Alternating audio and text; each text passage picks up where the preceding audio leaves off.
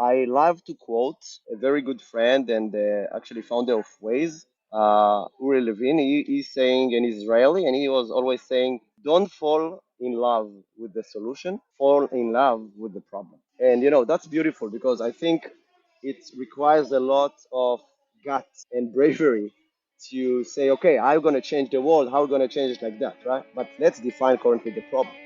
Hey everybody, Tanner here with WAGMI Ventures. On today's episode, we have Yair Cleper, co-founder and CEO at Lava.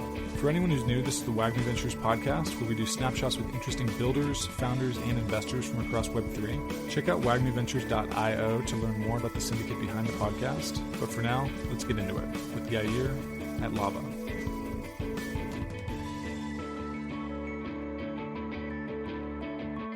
All right, what's up, everyone? This is Tanner on the WAGMI Ventures podcast. I'm here today with Yair Cleper, co-founder and CEO at Lava. Yair, how are you doing today? What's up? I'm great, Tanner. A bit of a week here in Paris after the Paris Blockchain Week, but trying not to party too much. Things going, yeah. I hear you, man. Well, congrats on a good week, and I'm excited to dive in here. So, your background's so cool. You've done so many cool things, and it all kind of leads up to Lava. And so I'm always curious looking at folks that have such diverse and interesting backgrounds like yours. Like, I'm curious about the crypto journey and how it went alongside the professional journey. Maybe you could talk a little bit about that kind of leading up to the creation of Lava. Yeah, definitely. I think that, in general, my background is techie. I studied computer engineering, Israeli, and, I was kind of a special program as a cybersecurity officer. I really like innovation and inventing maybe always the wheel, I can say. From early age, I started like when I was 21, started my first startup and built a couple of other things, in different domains. Like I dive into, fintech. At the beginning, we built something similar to Wix, the website building company in 2009. And my last journey before jumping into Web3 was a smart checkout for supermarkets just because I didn't like to go to the supermarket with my mom when I was young. So I was lucky to be in the right timing with different things. With other things, I was not. Say that more than 50% of startup success is around the timing. And yeah, I think that we kept on innovating, kept on thinking what's the right product market fit, how to shift if it's not. And right after selling my last startup, together with Gil, my co-founder, also founded a solo cybersecurity startup. He actually dragged me into Web3, and he was doing at the beginning, MEVs, couple of very technical bots that was always needed to get access to the blockchain data. And when we were discussing that, we were always seeing how fragmented is the way to access data. If you need to use a couple of other of different chains, you need to run nodes on them. You need to use centralized providers. And we thought that if you want to see a killer app in Web3, you need to reduce those barriers. So this is when first time we thought about Lava. Love it. Okay. So can you talk a little bit about what Lava is for anyone who's not familiar, and then kind of what you're seeking to enable with what you're building? Yeah, definitely. So Lava, it's a modular data access layer. When you think about what is accessing to data, you think immediately about RPC, APIs. You need to query the nodes themselves and read-write transactions. The basic operation of the blockchain. So the language of blockchains today they call RPC, remote procedure call. And in order to interact with the blockchain, you have a couple of options. You need to run a node. You can obviously talk to centralized providers, or you use the public RPC that every ecosystem presents. So, what we realized at the beginning with Lava is there's so many different values that violate it in the way it's built today. No, there's no privacy, censorship. There's a lot of single point of failure. And obviously, how do you know the data is from the blockchain itself? So that's how we started. We started like the Uber for nodes. Basically, it's a marketplace that you can join as a different actor. We have providers now running any node from small community node runners up to huge providers that joining Lava to service, and they being score while providing this service. So it means that if they're doing good and they do a good service, they're going to get a better score, and next time they're going to get more service. So in Lava we built it all around the data and the quality of service. And in the last 1 year, after we coming up with the testnet, we realized that Lava is actually a network of different node runners that competing on the service.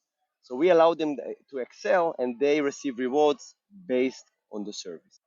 So the vision grew up, dramatically to being an access layer. Every ecosystem needs this access. Every ecosystem invited dApps to build on top of them.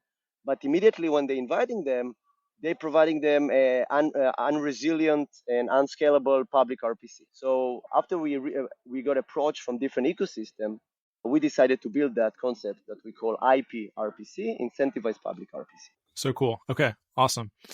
So, one thing I'm always curious about is to jump back to the beginning and dive into early challenges, because I think the way that those are tackled often sort of shape the DNA of the organization in some ways. And so I'm curious to put the question to you, like, what were maybe one or two early challenges, could be technical, could be business, that you and your team solved for, and how did you guys think about solving for those? Yeah, so the challenges to build the unstoppable APIs is huge, right? Because at the beginning we thought like we want to make the developer journey super easy. We want to make sure that they have the scalability. So we need to build to bring the tech and build all the journey around a super what we call unstoppable RPC API. But so this is from the beginning, the technical side of the things. We chose Cosmos SDK. We thought it's a bulletproof ecosystem together with Tendermint, which today called Common BFT. We decided to build Lava around that because Lava it's a network, right? And I think, at the beginning, our vision was always how we can allow developers to build whatever they want, wherever they want. And we build all Lava around that. So choosing. So if I go back to the question first, to choose how, what is the tech stack. Second is also to choose who are the actors that joining the chain, because we realize that the RPC and the access is kind of neglected in every ecosystem. We thought about public RPC today is kind of the backyard of every ecosystem. So how do we incentivize not only professional node runners, but the super user, the technical users? And those are the degens in every ecosystem, right? So for example, from the beginning, we thought if the ecosystem themselves going to put pools of incentives and attract node runners, just choose join. This can be a game changer to how developers and apps interact today with the blockchain. We just launched actually a Magma point system that not only incentivize the degens but the non-techie users. So every Magma point system is actually the way that every wallet changes the RPC endpoint and receiving points. So thinking about how do you approach not only the technical users, but the non-technical users in order to create this kind of ecosystem that is flourishing. Love Hey it. everybody, Super quick cool. thing Okay. here. We're excited to announce WAGMI Advisory, your home for all things fundraising, hiring, and partnerships. This is all about supercharging your project with the WAGMI network consisting of over 20,000 executives, investors, and builders in crypto, all ready to come alongside your project to help it succeed. Get in touch at team@wagmiventures.io to learn more and figure out if WAGMI Advisory is the right fit for your project. Now, let's get back to the show. So I'm curious for you personally, like, what gets you most excited as you think about the trajectory of what you're building at Lava from maybe like a possibilities perspective? It's always tough to obviously plan or, think too far ahead in crypto, but as you do, like, what gets you most excited about the possibilities for what you're building? Yeah, so you have so many different narratives, and it so quickly changes in the ecosystem, right? And we thought always about we like analogies from the real world, right? So we thought about what is the door to blockchain. Like everywhere you entering an ecosystem, it's like entering a door, right? It doesn't matter if you build yourself the door or somebody else build it, but the door needs to be wide enough, high enough, and this is what I think we believe the blockchain is going towards today. It's towards open, permissionless innovation. And I think we see today two very strong players. We see Celestia with the modular approach, we see Eigenlayer with shared security and AVS. And when you think which doctrine you will believe in, at the end of the day, it doesn't matter because you will not see killer apps if there is not going to be adoption. You will not see killer apps if the access will be broken. And once developers or end user using the crypto wallet, suddenly you don't see the account balance. If you want to make transactions, suddenly you get this annoying error message. And what about ecosystem that doing airdrops? At the end of the day, they want the user to be able to claim them, right? And I think that's what we ultimately believe in Lava. Developers are able to build unstoppable APIs on whatever chain they want. And yeah, I think it doesn't matter which narrative you're choosing. At the end of the day, Lava is around an open source access layer. So ecosystem today can define what we call in Lava specs and define the right specs for the ecosystem. Right after defining the specs, they can put incentives and invite providers to join. The joining process is super easy. You're just listing your infrastructure. The process taking up to 5 minutes, sometimes a bit more, but you immediately can monetize existing infrastructure. So that's what I'm personally super excited about. But we get the right wins from the community. Since we launched Magma 1.5 months ago, we see community grew from 10,000 members to 200,000 members. More than 3 million wallets have opened. And yeah, Mainnet is coming super soon. Sorry for the sticky pic. Love it, man. So cool. Okay, so I want to take a step back here in a second and ask some broader questions about the space. But maybe one last question here specific to Lava where, I'm curious from your perspective as a founder, like what mistakes do you see teams making as they build within crypto that maybe others, I don't know, maybe they could learn from your perspective on what those failures in particular are? And then obviously no need to name names or anything. I'm just curious, general failure modes and how you guys think about avoiding those as a team. So I think I would divide it to maybe two segments. I think, some projects incentivize and prioritize tech too much versus, the incentive. And on the other hand, there are some projects that forget that Web3 startup require a lot of iteration. And that's what we realize in Lava. I think we're really far from saying, okay, was our success because we just started. But obviously, from my Web2 experience in other startups, I think that realizing what are the users and the key users for you is crucial, right? You must find a way to engage them. You must find a way to make sure that they believe in the thesis, believe in what you're bringing, and understand the problem you solve. I love to quote a very good friend and actually founder of Waze, Levin. He's saying, and he's Israeli, and he was always saying, "Don't fall in love with the solution, fall in love with the problem." And that's beautiful because I think it requires a lot of guts and bravery to say, okay, I'm going to change the world. How are we going to change it like that, right? But let's define currently the problem. So, and the second thing that we bumped into Web3 is about the iteration. You need always to reiterate and you need to keep the messaging simple, right? I think how many different buzzwords you learned over the course of your journey in Web3. I'm in Web3 almost 3 years, and this is insane, the pace of how things are being changed.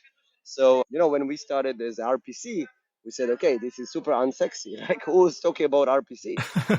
At the same time, RPC is the most crucial layer. If you don't have RPC, you cannot communicate with the blockchain. So, at the end of the day, we realized that how we can define it sexy, and we call it the Uber for nodes. Because, what happened in the taxi industry, it's crazy, but it's all the shared economy, right? It went from the taxi station that you can just call the taxi station. What if they're not answering? They're not picking up the phone. You need a taxi now. It went to the app, and the app makes everything available, everything super scalable. You need a service, they're going to give it now. You're going to see where is that. You can optimize your time better, and also you can score the driver. The third, phase of the Uber for nodes is actually what we think we're building in Lava because it's permissionless. Everyone can join. The app is actually a single point of failure, and in Lava you don't have it. So just to think about how I summarize all these different aspects and challenges. You need to be flexible with the narrative. It takes a long time for people to understand what you do, especially if you're changing the narrative, but keep on going in the way that until you see there is a click obviously from the community. Love it. Okay. So let's take a step back and talk about the space a little more broadly. I'd love to hear your thoughts a little bit on what do you think we're getting right in crypto here in 2024? And where do you think we could be doing things a little bit better as kind of an industry? So I think mass adoption is something that has to be brought to our awareness, to the day-to-day people. When I'm talking about Web3 and crypto in Israel, they said, "Oh, it's not a scam, it's not a money laundry," and it's a lot about the very important work of us bringing that to the amazing tech to the day-to-day. And one of the most important things were, I think, the launch of Bitcoin ETF. It's such a green and big light for crypto, right? At the end of the day, clearly crypto, what we see yesterday with the SEC and Uniswap, it needs to get the vote of confidence from the governance and from the institutional adoption, right? So when I've seen that, I had a feeling I know it's going to pass this Bitcoin ETF, but I believe this is bringing and will bring a massive inflow to the space. Also, I see a lot of early builders and builders that came from Web 2, very strong builders. We brought in our Lava team in the family, what we call it, the Lava fam. We have 80% of the people that today that when they joined Lava, they didn't know a thing about crypto. They are one of the top senior experts and the open source and user experience experts, but they never seen that in crypto. And fresh minds, fresh hands is something that is crucial in order for us to get to this mass adoption. So cool. Okay. So, I'm curious your take. If I were to put the question to you, the future of crypto is blank. How would you fill in the blank? Yeah, I think the end game is that the only blocker to innovation is the willingness to build. You want to build something, right? What stops you from, right? Stops you from to access the data? Is it stops you the speed or the scalability? What stops you? And I think we need to reduce those barrier to entry. So the future is crypto. It will be much more easy to bring those builders if we allow them options to build whatever they want, right? The second thing is that we see kind of future of crypto is communities. When I started 3 years ago, everyone was talking about, yeah, there's going to be a consolidation, especially with the bear market 2 years ago when it started. There's, there's going to be a consolidation of different chains that we're going to see at the end of the day, one, two, three, maximum four L1s. What happened? It's exactly the opposite, right? So I think you're going to see the future of crypto many communities. Community means I want to build myself around something. I have my beliefs around something. So this is why there's not only one community to rule them all, right? So there's no one ring to rule them all. But yeah, that's what I believe. I see that as a very versatile and diverse future. And yeah, I'm super keen to see how 2024 unfolds. Super interesting. Okay. So, last question here for you, Yair. What's your team working on right now? And what's the best way for people to follow along on the journey? Yeah, so we are super excited about the Magma point system we announced before. We invite everyone who has a wallet, basically I think all your audience here in the podcast, to join the Magma point system. Basically, you need just to change the RPC endpoint to Lava and start receiving points. That was an amazing journey, and I think also the team built it in such a short time, and we get great feedbacks about the early product. Obviously, it's not flawless of bug, but this is because of the speed and time it was developed. At the same time, I think the team is working non-stop about the mainnet, and mainnet is coming super soon. The foundation will announce that it's right around the corner. So I'm super glad to see about all those crazy new features there, like with the constant availability. That means you can have as a DApp 100% time of availability, because even if Lava halts, the chain halts, you still get service. There's so much more features that coming up now. So I invite people that are joining us in Twitter, crypto. We have very high quality content in our blog, also in the lavanet.xyz. And ping also me, it's super exciting times. The last thing I will mention is that I want to invite builders. We have in Lava, which the concept I mentioned before, which called specs. So we have in Lava the specs, and we announced the champions program. Champions are builders that want to announce specs, that's building the specs, meaning like For example, there's a champion that just announced the blast spec. After defining this spec, everyone can come and join as a provider to the specs. And right after, the dApps themselves are able to use the infrastructure, the Lava network in order to get access to the blockchain. So anyway, more information on that on Twitter. I'll be super excited for more builders or even non-tech crypto to come. And yeah, just we'll leave you with that. Amazing. Yeah, you're such cool work. So glad you could come on and chat. Safe flight and have a good rest of your week here. Thank you so much. Hey, everybody. Thanks for listening. If you enjoyed the episode, go ahead and maybe give us a good 5-star rating and subscribe wherever you're getting your podcasts so you can get all the latest conversations with the most interesting crypto founders, investors, and builders from across the world. Thanks so much. Have a good one.